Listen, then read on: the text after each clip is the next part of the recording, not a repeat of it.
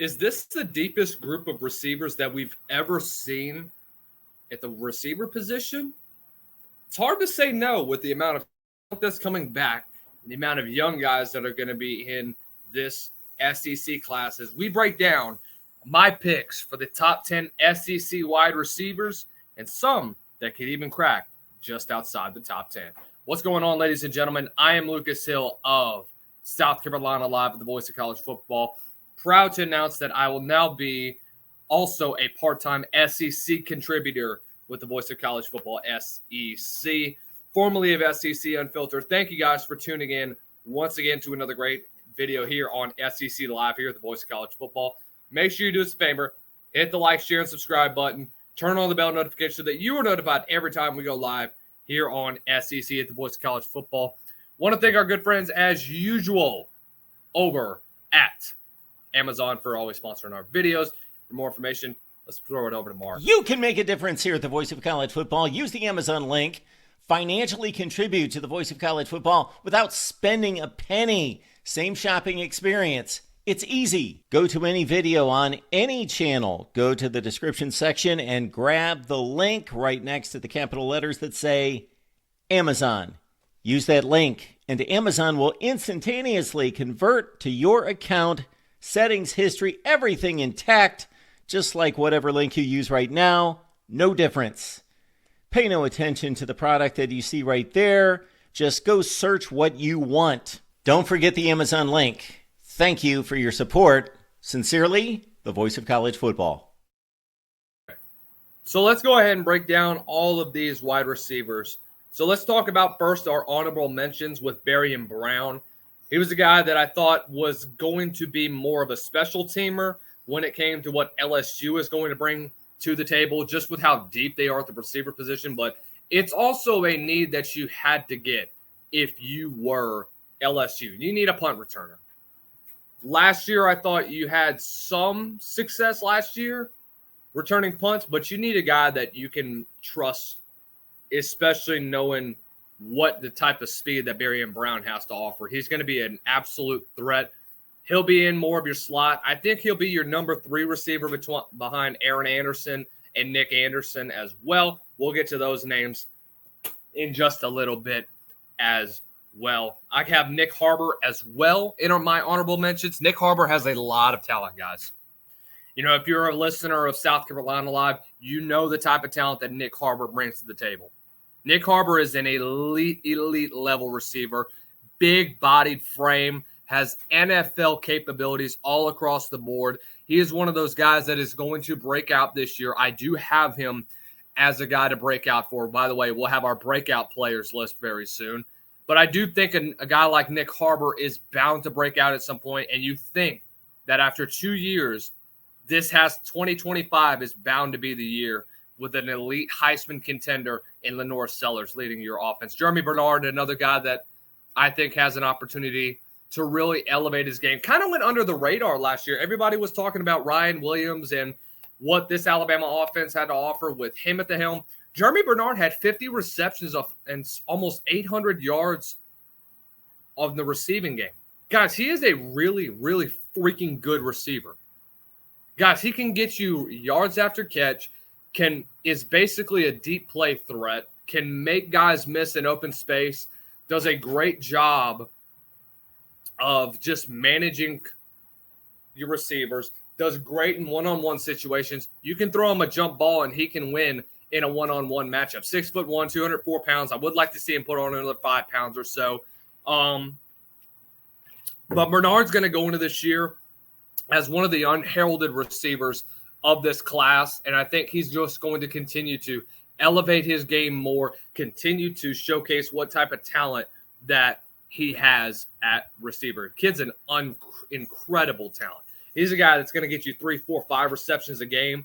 He's going to average about 15 to 20 yards of reception this year. He may end up going under the radar again this year, but NFL draft scouts need to take notice of what Jeremy Bernard has to offer. And finally, I have DeAndre Moore to round out our honorable mentions. Moore, again, was a guy that didn't get a lot of targets last year, was kind of swept under the rug a little bit because of guys like Isaiah Bond.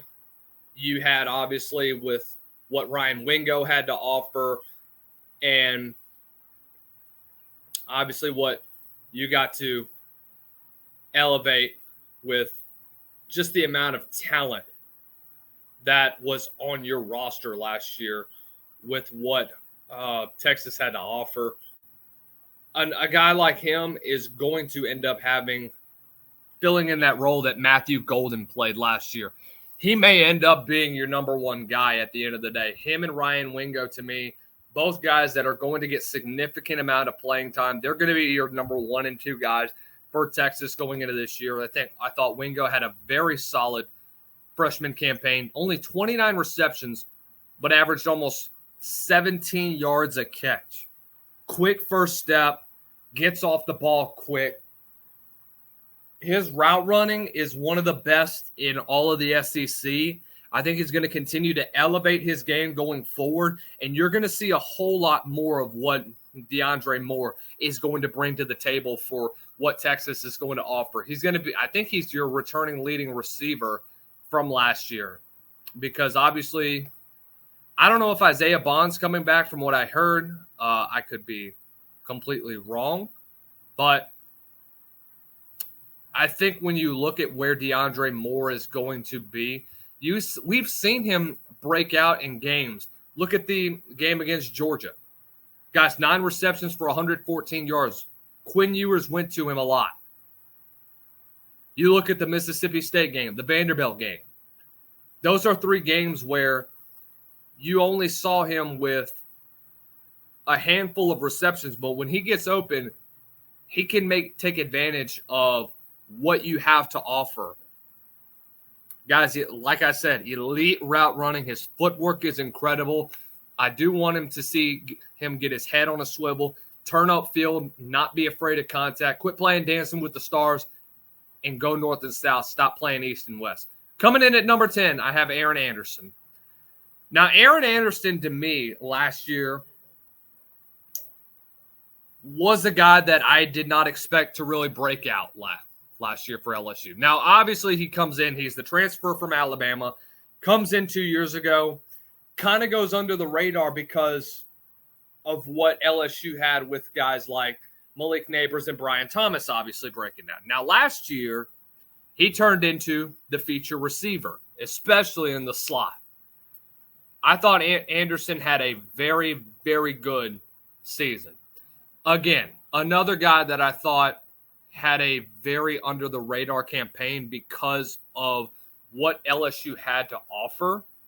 But I think also at the same time, you have to look at what he's going to bring. Guys, Joe Sloan in his second year as LSU's offensive coordinator is going to have arguably his best roster that he's had, even dating back to his La Tech years. In his second full year as a play caller, because in all honesty, guys, I'm from Louisiana. I know what he did at La Tech, was under Skip Holtz, so we knew he was more or less your quarterback's coach / signaling in plays that Skip was bringing in. So he learned a lot from Holtz. I thought he played okay when you look at how this when you looked at how this offense did last year, but still a lot needs to improve. A lot has to get better. I thought that, again, like I mentioned, Anderson went under the radar because of guys like the late Kyron Lacey. Looking at what C.J. Daniels did sometimes in the slot, we saw a little bit of Trey'Dez Green from last year. He could be on for a breakout year. But again, I don't know what all he's going to provide for what LSU has because of how deep your receiving core is again this year. But Anderson is still a guy that I can see get out into the slot, and yards after catch is going to be his game. He and Barry and Brown may end up splitting time at slot, both of which are going to have solid years because of their blazing speed, getting out to the second level. And because of that, you can get past the second. When you get past the second level, you get past that safety, it's over with. especially with a guy like Anderson. He can take one to the house any given day of the year. Number 9, I have Nick Anderson. Many of you have him higher. I have him 9 because of last year. We've seen what Nick Anderson can do in this LSU offense. We've seen the type of athlete that he can be. The problem is can he stay healthy? Remember, this is the same Nick Anderson that was injured majority of last year, showcased that he could be a star in the making while he was at Oklahoma. Then you end up, I think it was tearing your ACL or something like that. But I do know that again, NFL frame, when you look at a guy like Anderson, 6'4", 220 pounds, he's going to be your outside X. He's going to be your number 1 target if you're LSU this coming year. The problem I do have with Nick is that he would be a higher draft pick if the injury bug didn't hit him last year. Had one game that he played in against Tennessee. So we've seen what he can do. Saw, I think, redshirt freshman year, 31 receptions, 798, averaged 25 yards a catch. And you saw what he did against Texas. Absolutely dominated in that game. With an elite quarterback, which I think Garrett Nussmeier is, he can have one of those seasons that NFL draft scouts will be incredibly fawning over. That's what you need to have if you're Nick Anderson. I want to see him win 50-50 ball games. I want to see how he does coming off of injury. We'll see what kind of talent that he can be with this LSU offense. This cat has a lot of potential. Problem is, can you stay healthy? 8, I have Zachariah Branch, another special teamer who is starting to emerge as an elite X-level receiver. Zachariah Branch, again, can you get him in a good offense? We'll see what he can do to elevate this Georgia receiving core that had 36 drops last year. That's unacceptable if you're a Georgia Bulldog fan. And you didn't accept it what happened last year. Guys, that's one of the biggest reasons why you didn't go further than the second round of the college football playoff. That's a big reason why you lost a lot of games last year. Ole Miss, you dropped a lot of passes. Alabama, you got yourself into a hole early because of the turnovers. And then against Notre Dame, you shot yourself in the foot. Zachariah Branch, guys like him, Noah Thomas that you got from the portal are going to be excellent additions when it comes to what Georgia's going to offer at that receiver position. I do think Branch has an opportunity to be a really talented receiver. They've said this since his freshman year 2 years ago. Guys, he's shown that he can play at a high level. The problem is, can he be more than just a special teamer? I think he can, and I think with a guy like Gunnar Stockton, who's going to be going into his first full season as a starter, he can take the burden off of what people expect of Gunnar Stockton. Even myself, I don't have Gunnar Stockton very high on my quarterback rankings list. I don't know how he'll perform going into this year, but I do think that with receiving cores that is going to be much better this upcoming year is going to take the burden off of Gunnar Stockton. It starts with arguably one of the best ones in Zachariah Branch. 7, I have Caden Lee. Caden Lee can break out at any point in time. And look, last year was an all-SEC player, third team all-SEC last year. 57 receptions, 874, and 2 scores. Look, there's a lot that you're going to end up having to replace. And is it fun having to do that? No, not at all. It sucks having to lose a guy like Trey Harris last year, a guy that I had potentially winning the Biletnikoff Award had he stayed healthy. Jordan Watkins is going to the draft. Juice Wells is going to the draft. But Caden Prescorn is in the draft. But I will say that you still have a lot of talent on this roster. Daquan Wright should be one of the best tight ends in the game. He'll have an incredible season. He and Luke Hasz are going to split a lot of the tight end reps. I think they'll end up being really a 1-2 punch between the two. One that I think is going to send a lot of shockwaves in college football, one that we haven't seen probably since 22 or 23 with Oscar Delp and Brock Bowers is what I compare this to. But Caden Lee, your returning receiver from last year, guy that we have seen break out in games, guy that we've seen put up big numbers, 5 receptions, 127 against Arkansas, 9 receptions for $132 against LSU. We've seen him step up in big games. Let's see what he can do more of this year. Austin Simmons, young quarterback. We talked about that. He's going to help take the burden off of early struggles, having to replace a guy like Jackson Dart, who may go down as, if not top 3, definitely top 2 all-time greatest quarterbacks in Ole Miss history.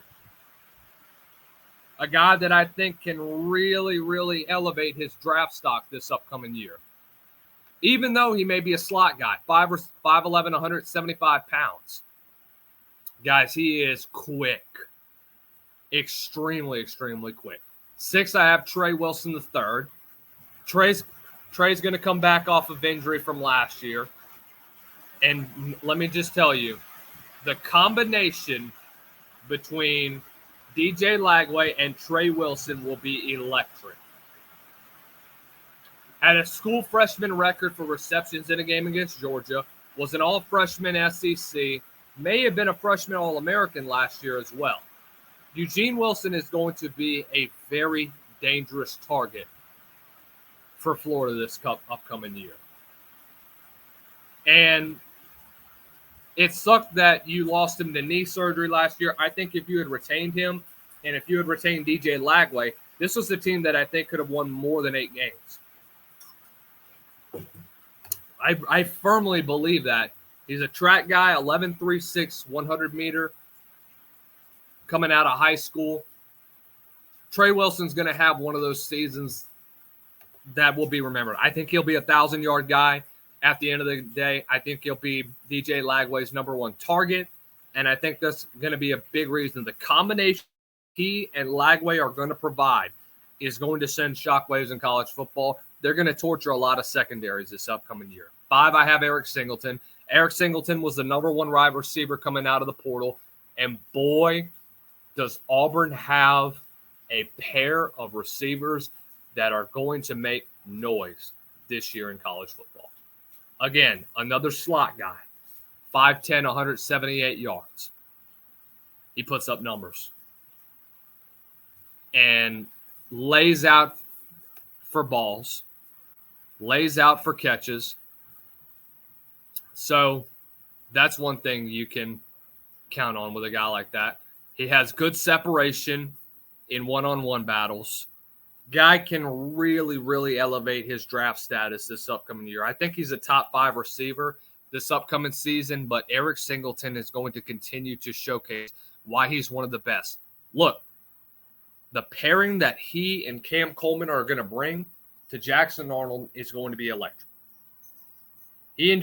Him, Coleman, and Arnold may be the next big 3 in the SEC this year. The question is, can they put it all out on the field? We know how talented this team can be, but can they do it?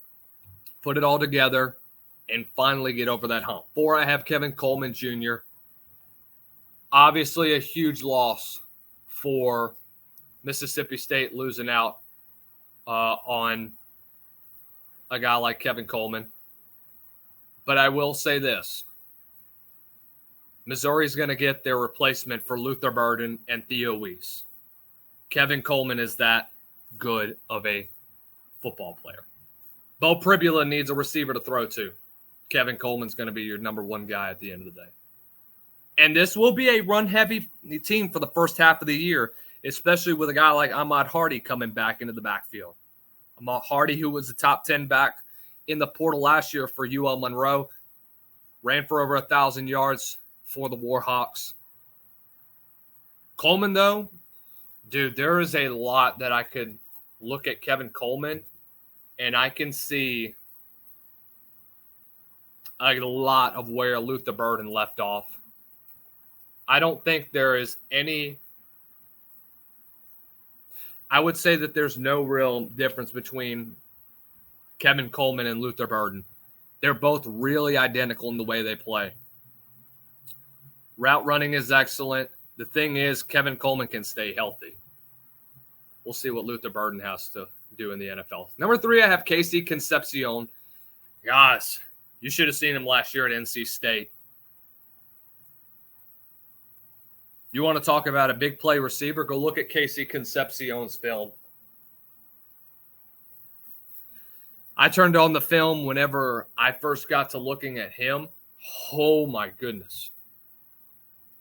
He is an offensive coordinator's dream of how much of a talent that this young man is. There's a reason why he was ACC Rookie of the Year and Offensive Rookie of the Year. Now, Kenny, he did take a little bit of a step back last year, but he can do just about anything. You can put him in the Wildcat, and he can create big plays. In his freshman year, whenever he was all the way bought in, guys, he had over 1,000 yards of total offense, 41 carries, 320 yards, 71 catches, 839 and 23.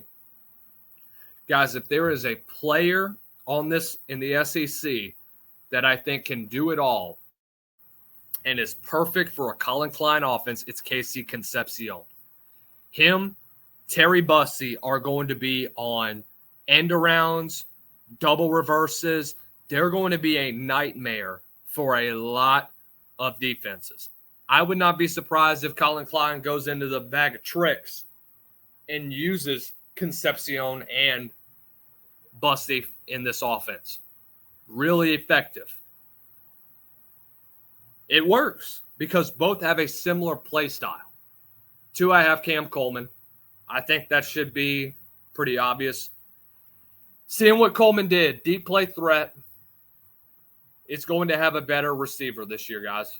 The fact that he stayed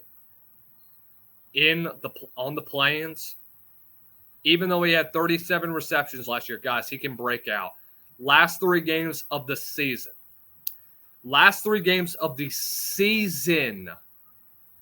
This is where he had his breakout moments. Let me just give you the stats. 22 receptions. I got to add a little bit here. 306 yards. Guys, he averaged just over almost 14 yards a catch in the last 3 games and accounted for 6 touchdowns against ULM, against Texas A&M, and against Alabama. 22 receptions in the last 3 games. He had 37 all year.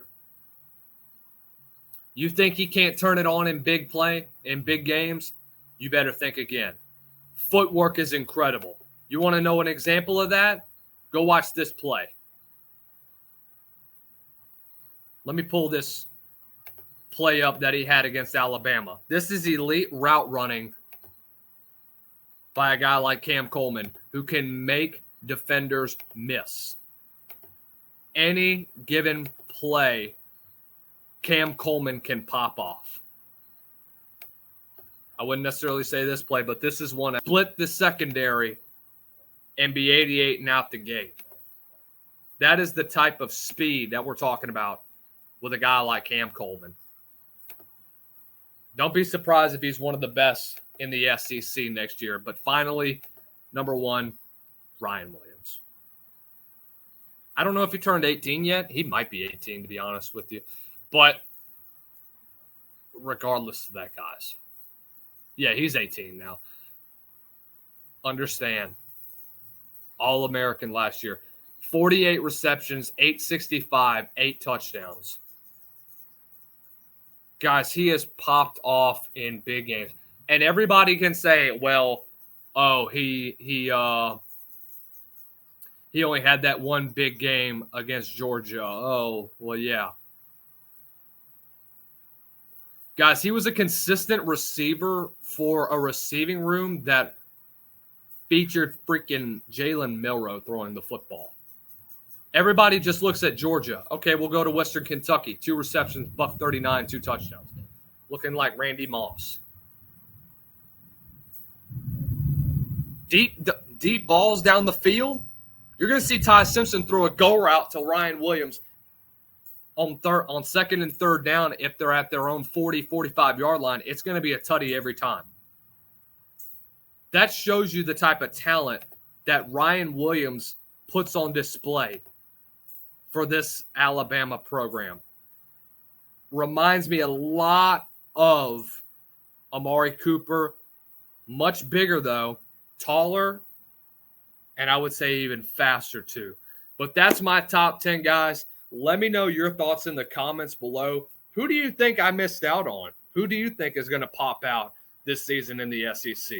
Make sure you guys give us a like, share, subscribe to SEC Live here at the Voice of College Football. We're going to be live every Monday night. Appreciate you guys continuing to support the channel. Make sure you do us a favor. Follow me on Twitter, by the way, too, at Lucas_Hill23. We appreciate you guys, as always, tuning in for always a great episode. And until next time, ladies and gentlemen, make sure you have a great rest of the day. We'll see y'all in the next one. Y'all have a great week.